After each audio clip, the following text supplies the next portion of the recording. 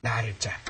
날일자 말고도 정수를 한다면 또 미는 것도 있겠습니다. 그러면 백은 손 뺄 수도 있고 하나 젖혀서 젖히면 또 되젖힙니다. 몰면 있습니다. 그냥 늘어드는 까지 정석인데 이건 조금 수수가 길어졌죠. 네. 다시 한번 보여드리겠습니다. 천천히. 그러니까 항상 이쪽 세력을 쌓으려면 그 한일자하고 비슷한 맥락이기 때문에 그것만 염두에 두시면 어렵지가 않을 겁니다. 여기 했을 때 뛰어 들어가면 오른쪽 왼쪽이 있었죠. 지금은 일이 맞고 세력을 쌓아야 됩니다. 이렇게 해서 넘어가고 올라오고 나중에 또 복잡한 장석은 나중에 해드리겠습니다. 이건 상당히 수수가 길어가지고 복잡합니다.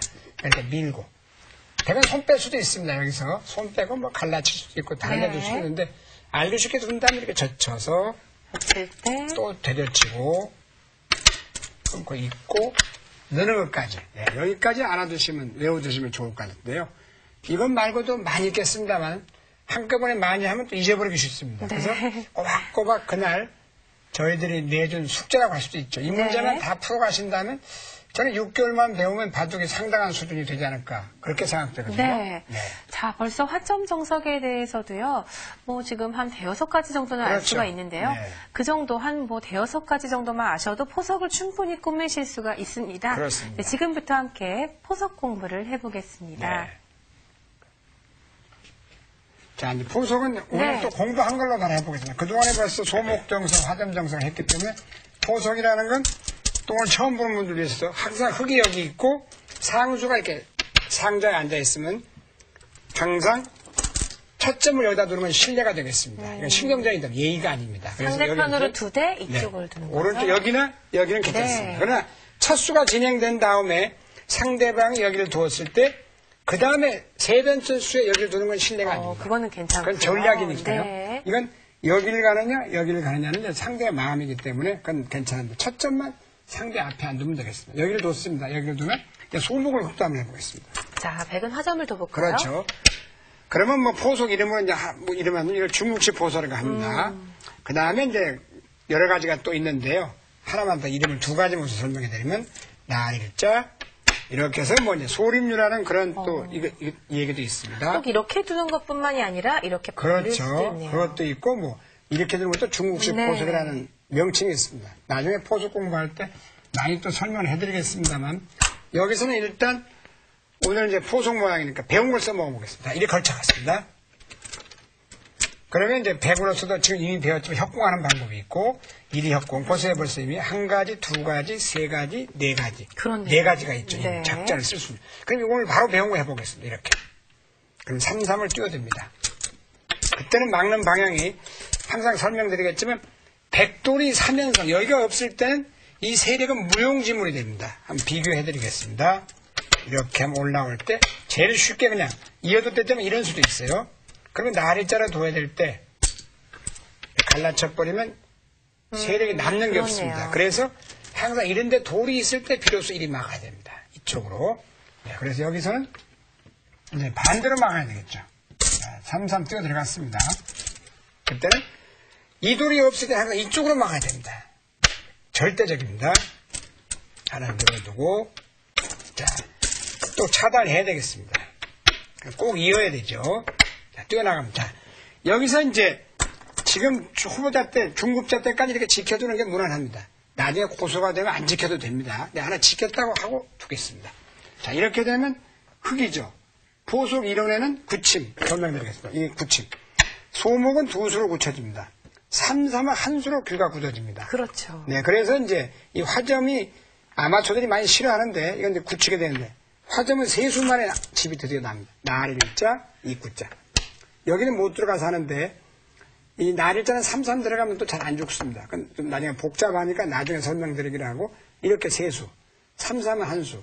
보목도 이렇게 해서 두 수만에 집이 어느 정도 됩니다. 그렇다면 어떤 분들은 3, 3이 가장 좋은 거 아닐까 생각하실 텐데요. 3, 3은 좀 발전성이 적습니다. 뭐 집을 지어봤자 좁거든요. 그렇습니다. 네. 요즘에는 3, 3을 많이 안 두는 것 같아요. 그래서 여기다가 뭐 이렇게 둘 수도 있습니다. 이수도 훌륭한 한 수가 되겠습니다. 네. 2점이니까 굳히게 되겠습니다. 날일자 굳힘인데. 자, 그러자 백이 이곳을 두면. 그러자 걸쳐와야 되죠. 그러면 이제 또 붙이는 정석 한번 써보겠습니다. 이러면 바로 한 판이 돼버립니다. 그렇죠. 네.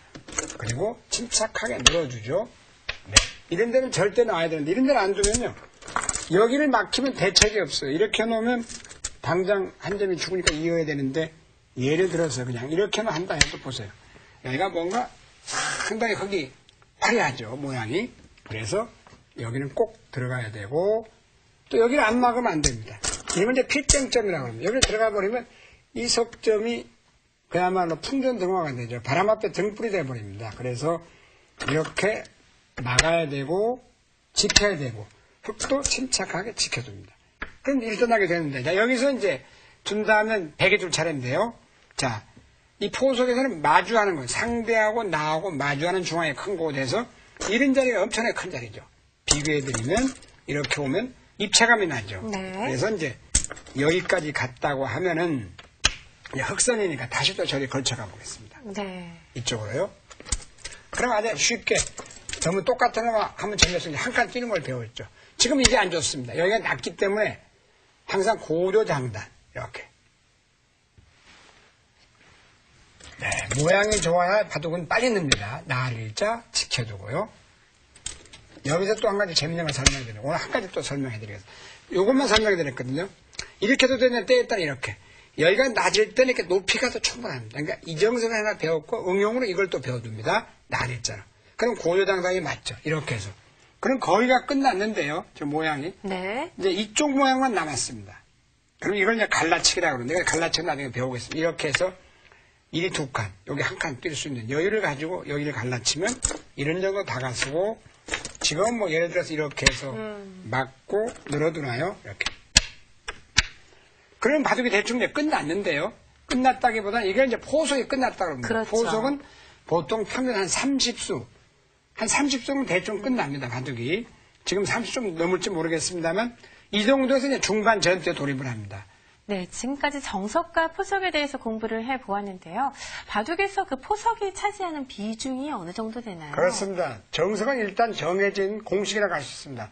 포석은 상당히 정석보다는 더 어려운데, 왜냐하면 네. 초반에 30수, 20수에서 골격이 정해지기 때문에 네. 집을 질 때 기둥을 잘못 세워버리면 안 되지 않습니까? 그만큼 어렵고 3살 버릇이 8까지 간다는 말이 있듯이 초반에 기틀을 잘 잡아야지 초반에 모든 운동도 폼이 영상을 만들듯이 네. 바둑에도 포석이 잘 좋아야만이 끝까지 유종의미를 거둘 수가 있다고 하겠습니다.